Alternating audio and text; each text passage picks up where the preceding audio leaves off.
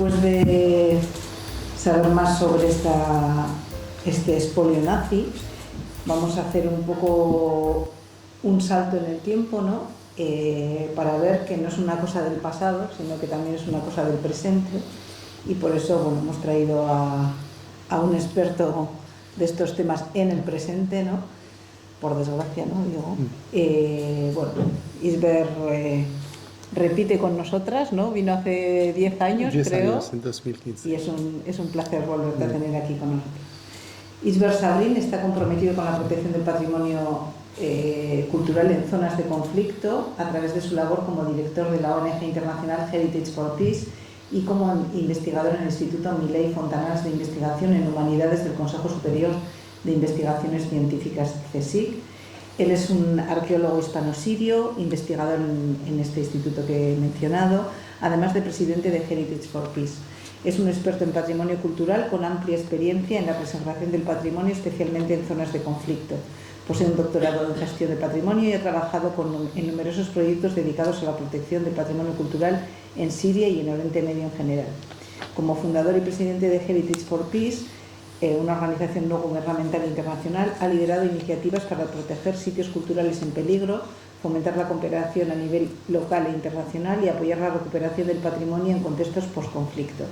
Su labor se centra en enfoques comunitarios para la preservación cultural y en el papel del patrimonio en los procesos de reconstrucción y reconciliación. Isber ha colaborado con organizaciones internacionales y ha contribuido a diversas iniciativas de investigación y formulación de políticas en el ámbito del patrimonio. También ha participado en numerosas publicaciones y eventos que abordan la intersección entre la preservación del patrimonio, los conflictos y la construcción de la paz. Adelante. Muchas gracias.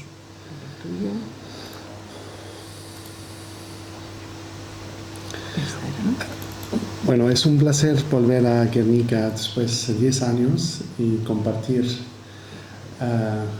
con el museo, estos temas, y espero que, durante todos estos años también hemos colaborado con la red Museos de Paz, que también el Museo de Guernica es parte de esta iniciativa. Y hemos pasado el tiempo de la Guerra Civil a la Segunda Guerra Mundial y ahora vamos a hablar de tiempos actuales y un poco dar una panorama sobre lo que está pasando actualmente en varios países y en Medio Oriente y otros países también. Y también un poco reflejar en lo que hemos aprendido durante estos años, digamos. Por la desgracia, el patrimonio siempre ha sido y es una víctima de la guerra. Sigue hasta ahora, tenemos muchas pérdidas, muchos conflictos y parece que la comunidad internacional tiene todavía muchos fallos para ayudar a la protección del patrimonio. Antes de todo quería dar una idea un poco sobre nuestra ONG y yo también todo el trabajo que hago en la ONG de una manera u otra lo llevo a la investigación porque sacamos de todos esos proyectos publicaciones, reflexiones y hacemos como una investigación de acción actual. Nuestra ONG Heritage for Peace se fundó en 2013 y somos un grupo de trabajadores en patrimonio y nuestra misión es que el patrimonio es una herramienta importante para el diálogo y para hacer la paz. Trabajamos con todos en diferencia de su identidad, de su religión, y después voy a explicar cómo también juntamos la gente que trabaja en guerra para la protección del patrimonio cultural. Cuando empezó la guerra en Siria en 2011, yo tenía la suerte de venir a España justamente un año antes de la guerra, y mi idea principal de venir era aprender sobre la gestión y después volver a hacer la gestión del patrimonio arqueológico que tenemos. Pero por la desgracia la guerra pasó y yo todos los lugares donde tienen patrimonio importante como Palmira, como las ciudades muertas, como Alepo, han sufrido grandes daños de la guerra. Y yo antes de la guerra estaba trabajando como guía turístico, como también arqueólogo, y nunca pensamos que una guerra va a pasar. ¿Por qué digo eso? Porque en muchos países donde hay guerra, la guerra de Ucrania, la guerra de Irak, Yemen, Libia, Ucrania, todos esos países, pues había una lección muy fácil para aprender de la Guerra Civil Española, de la Segunda Guerra Mundial, es que la preparación antes que pasa algo, y todo eso pues sigue igual. Antes, tengo una historia que antes de que empiece la guerra en Ucrania, en febrero de 2022, yo estaba hablando con amigos de Ucrania un mes antes de la guerra. He dicho que habéis podido preparar algo y imagináis que directores de museos enviaron cartas al Ministerio de Cultura de Ucrania diciendo que hay que evacuar algunos museos, algunas colecciones. Nadie lo escuchó. Lo mismo también con la guerra en Siria. Y con la guerra de Siria, pues, y es la verdad, es la causa principal de crear esta ONG. Es decir, que todas las autoridades que trabajan para la gestión del patrimonio no tenían ninguna preparación e ideas de mesuras antes que pasara una guerra. Y la gente no sabe planes de emergencia. Sí, en muchos sitios. Hemos visto también en el Museo de Río de Janeiro hace unos años, en varios sitios que seguimos sin tener planes de emergencia. El papel de la comunidad internacional. Nosotros, y una de las cosas por lo cual la UNESCO fundó después de la Segunda Guerra Mundial era evitar destruir ciudades, y tuvo la Convención de La Haya en 1954, varios otros convenciones, 1970, del tráfico ilícito, pero en todos estos conflictos actuales, el papel de la UNESCO y de la Comisión Internacional, de la comunidad internacional, sigue muy, muy, muy modesto. Es que, imagináis, la guerra en Siria empezó en 2011, la UNESCO, la primera acción que hizo era 3 años después.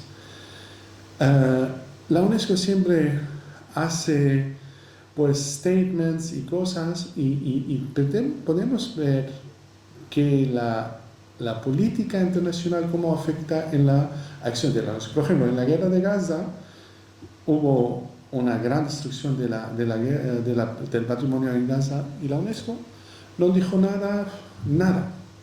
Después voy a hablar de eso, ¿no?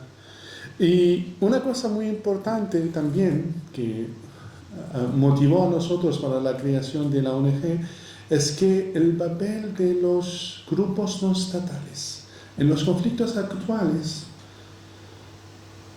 Tenemos varios países que están sufriendo de un control de grupos armados no estatales, como el caso de Siria, los kurdos, como el caso del este de Ucrania, los separatistas que apoyan a Rusia, como el caso del Houthi en Yemen, como el caso del este de Libia. Son grupos armados, controlan el territorio, tienen poder y controlan patrimonio, incluso patrimonio mundial, y esos grupos pues no están reconocidos en la ley internacional. La UNESCO no puede hacer nada con los kurdos de Siria o con los Husis. Pero imagináis, hay sitios patrimonio mundial que la UNESCO no sabe nada de esos sitios hace 12 o 13 años.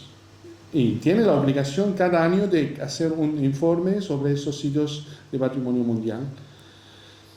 Y nosotros, pues, una de las estrategias que trabajamos es apoyar activistas, comunidades locales que están en estos territorios controlados por grupos no estatales.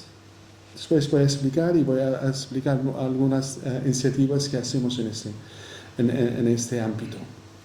Y es un problema muy grave de la ley internacional, que las organizaciones internacionales y los gobiernos solamente pueden trabajar con gobiernos reconocidos según la ley internacional. El mismo, por ejemplo, con los grupos de Hamas. Hamas no tiene ninguna presentación en la ley internacional, aunque estaban controlando Gaza, estaban controlando patrimonio. Bueno, hay mucho para hablar sobre estos temas, pero bueno, solamente para dar una idea un poco general. Bueno, nuestra ONG, pues, se fundó en 2013. Bueno, es una ONG, digamos, contiene muchos voluntarios de muchos países. Trabajamos con promoción y implementación de proyectos, pues ya después voy a explicar un poco qué tipo de proyectos hacemos. Utilizamos el patrimonio como herramienta para promover la paz, trabajamos dentro del conflicto y trabajamos también para hacer el enlace entre la comunidad local y la comunidad internacional para la protección del patrimonio.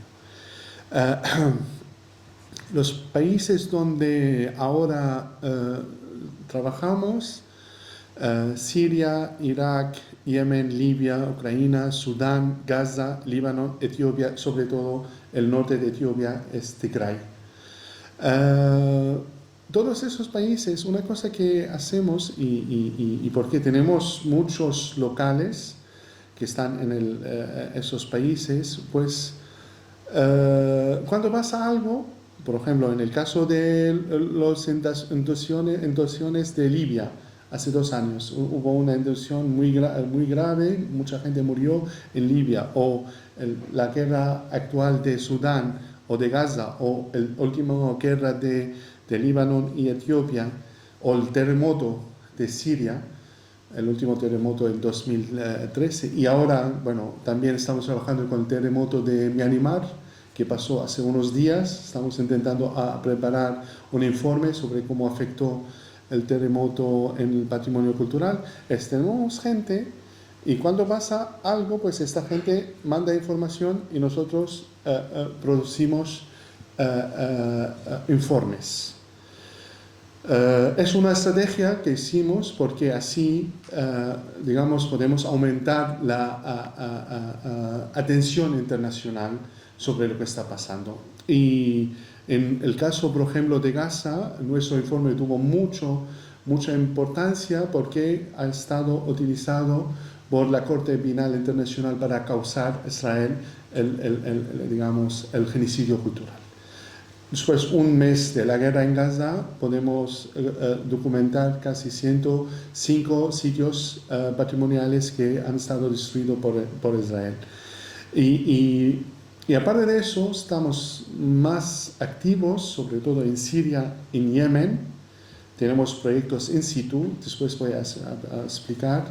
Tenemos también proyectos que conectan todos esos países, voy a hablar de eso. Bueno, para resumir, nosotros, como he dicho, nuestras acciones es documentar la destrucción del patrimonio en conflictos. Hay países olvidados en la comunidad internacional. Sudán, Tigray. Tigray es un sitio importantísimo para la cultura mundial, porque tiene pues muchos sitios muy únicos, patrimonio mundial también. Sudán también tiene, y de todos esos países nadie habla en la comunidad internacional, ni la UNESCO habla de esos países. Por lo tanto, nuestros informes han podido aumentar digamos, la sensibilización internacional sobre la destrucción del patrimonio en conflictos como estos. Trabajamos para dar apoyo a la comunidad local. Nuestro enfoque es la gente y dar apoyo a la gente. Trabajamos en crear también capacidades y formación y tenemos varias iniciativas. Voy muy rápido porque no tenemos mucho tiempo.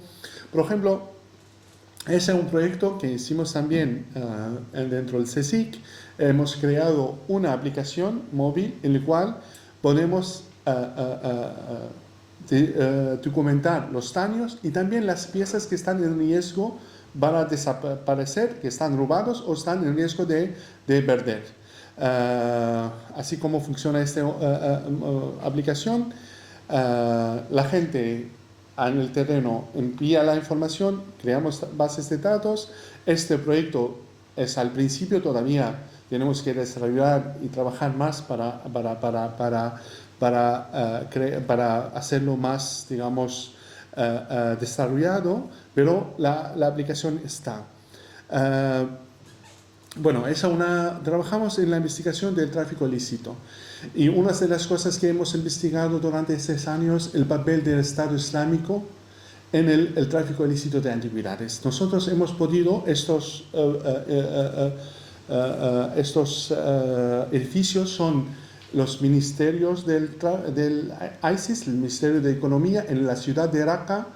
Y pues nosotros en estos edificios hemos captado el archivo del Estado Islámico. Tenemos pruebas cómo el Estado Islámico ha dado permisos a excavar legalmente, digamos, para vender piezas arqueológicas para también financiar sus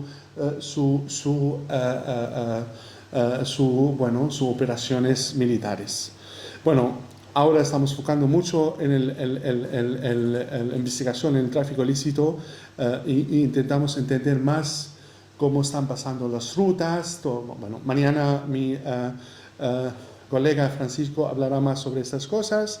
Hemos creado unos programas de e-learning sobre el tema de cómo podemos involucrar los imanes en la protección del patrimonio.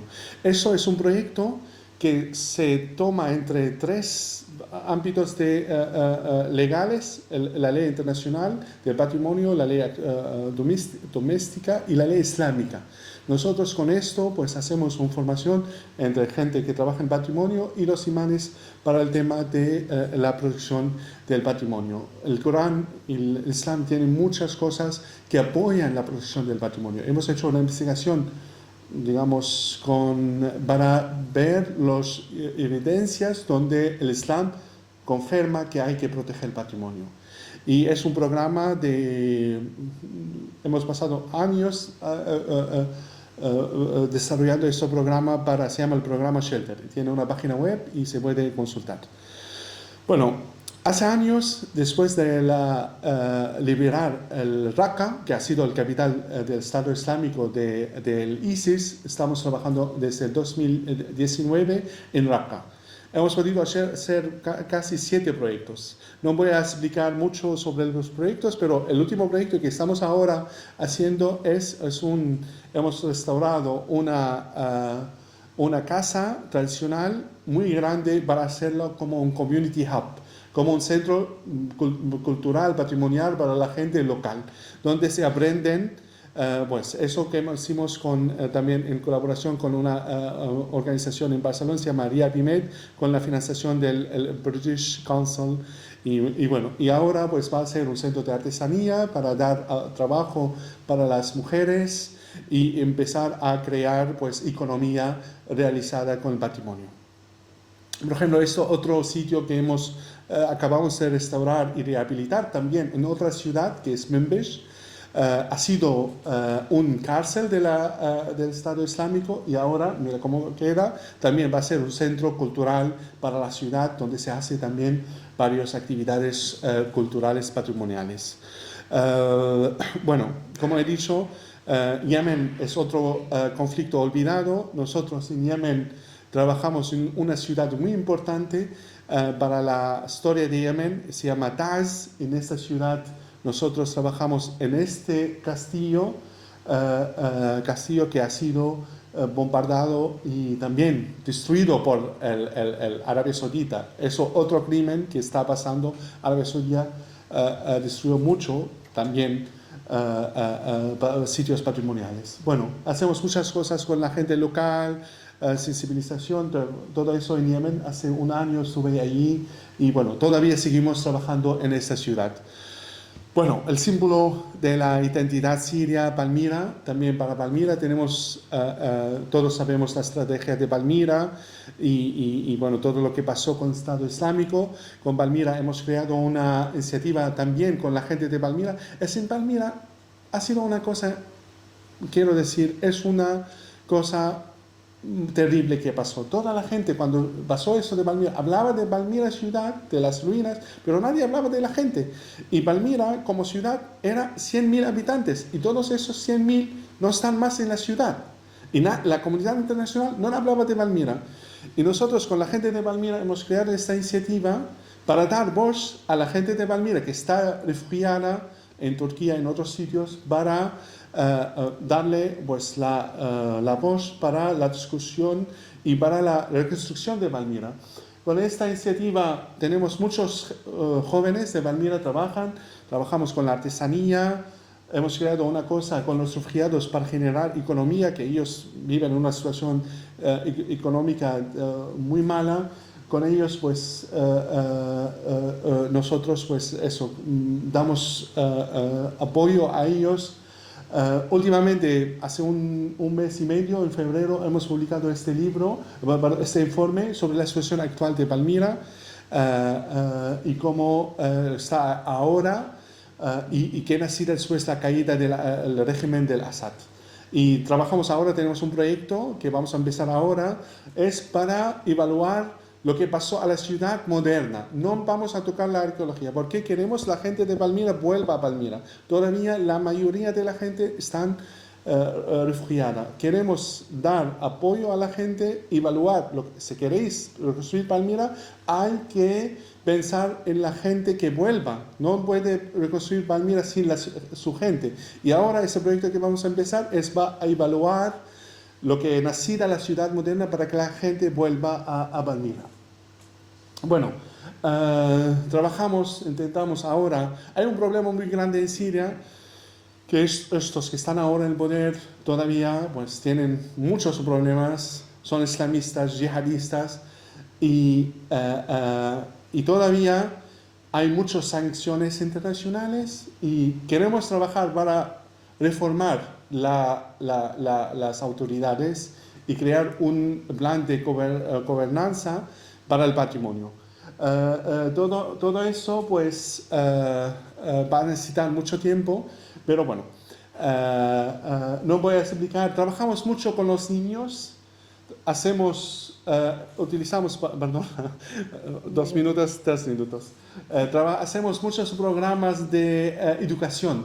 Y utilizamos el patrimonio para dar apoyo psicológico a los niños. Estos estudiantes de Raqqa que han sufrido el conflicto, han sufrido una situación de terror.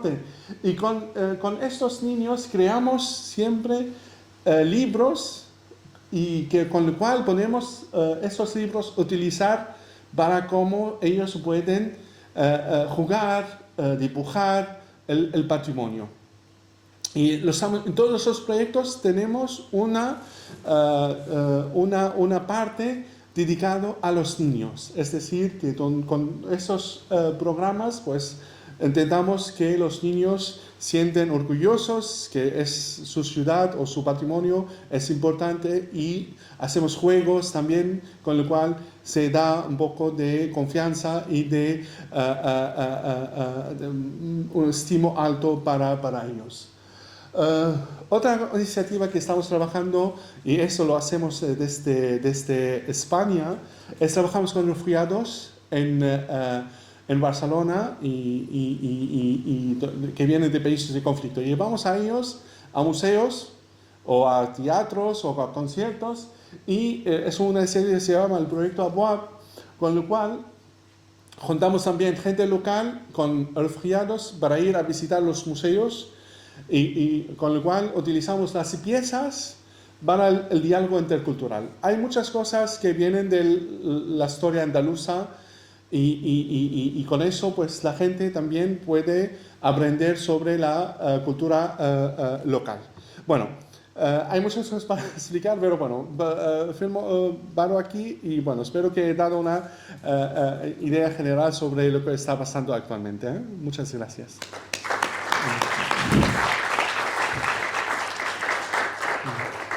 Muchas gracias, Isbert. Bueno, no sé si tenéis alguna pregunta breve, luego le vamos a dejar su tiempo como al resto a Patricia, no te preocupes, que no vamos a ser justos aquí con todo el mundo porque todos os lo merecéis. No sé si ahí veo que hay una pregunta. Hola, buenas. Lo primero que te quiero decir es que estoy totalmente impactada por lo que nos has contado, porque todo hasta ahora lo que hemos oído son culturalmente historias muy cercanas, pero en el tiempo lejanas. Y lo que tú nos has hablado es algo tan reciente, es tan actual, es tan de hoy, que a mí me ha impactado muchísimo porque lo único que sabemos es el sufrimiento de las gentes y sabemos que el patrimonio se está destrozando, pero yo no sabía que había gente que estaba preocupada por ello, que estaba trabajando y que estabais haciendo cosas. Así que desde ese sentido, pues no sé, un agradecimiento y reconocimiento de vuestro trabajo. Me sorprende que podéis trabajar en tantos países con tantas situaciones políticas tan distintas, porque poco tiene que ver Ucrania con Gaza, con Siria en este momento, tantos conflictos con tantos intereses políticos y demás. No sé cómo conseguís meteros ahí entre todos esos vericuetos y podéis hacer cosas. De verdad me parece sorprendente. Y como sirio que eres, te quería preguntar si con la situación actual, con el cambio político, os sentís apoyados o veis que algo vais a conseguir o que la situación va a ser favorable. Eso te quería preguntar. Bueno, muchas gracias. Voy a responder a la primera parte de la muy breve. Bueno, es que bueno, todo eso pues viene porque de una cosa muy sencilla, es la gente. Es la gente y la relación con la gente local. Además, yo creo, nosotros lo que hemos mostrado es que todo el cambio tiene que venir de abajo hasta arriba.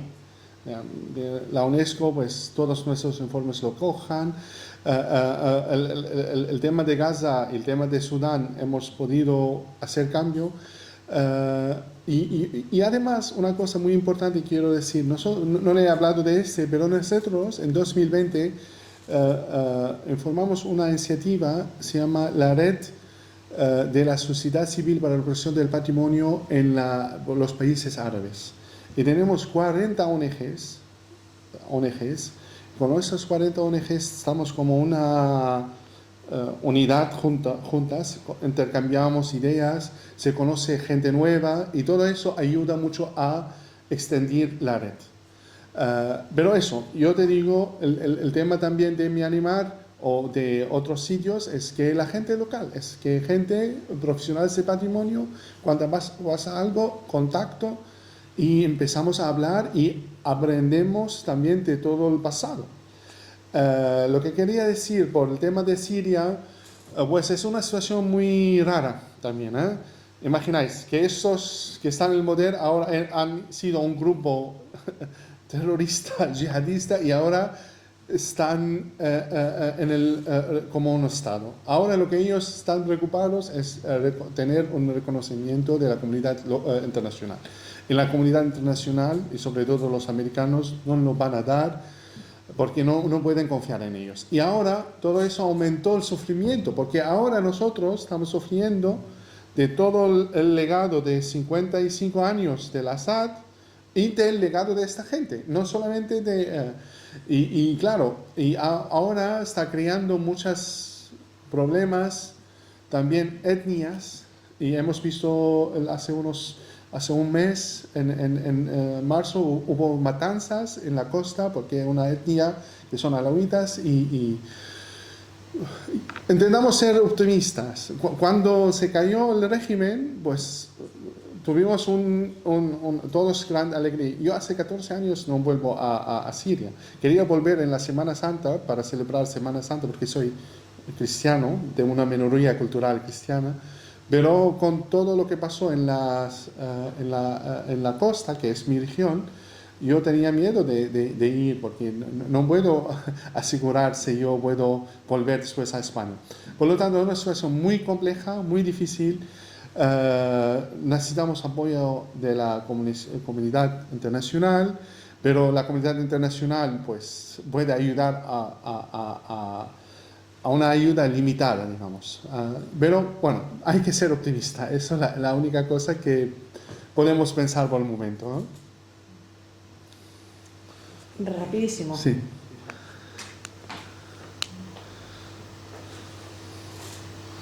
Muy rápido, ya te había oído hablar de tu ONG, ahora veo todo el trabajo que sigues haciendo y siempre que te oigo me pregunto qué hace UNESCO, qué hace y cómo. Mira, lo que hace UNESCO cada año hace una reunión para declarar sitios de patrimonio mundial. Eso... ¿Qué hace para ayudar, me refiero? Uh-huh. O sea, ¿qué hace? Sí, porque, sí. Porque ICOMOS, por ejemplo, conozco mucha gente que trabaja en ICOMOS, pero yo luego cuando mira, veo las cosas me pregunto realmente... y además, mira, la UNESCO intenta hacer cosas, pero el sistema de la UNESCO es un sistema muy burocrático, muy difícil. Hay muchos intereses de países. Por ejemplo, la UNESCO no ha podido condenar lo que pasó en Yemen porque Arabia Saudita pone mucho dinero para la UNESCO y no. La UNESCO no ha podido condenar a Israel porque por muchas razones otras. Por lo tanto, y además la UNESCO coge muchísimo dinero.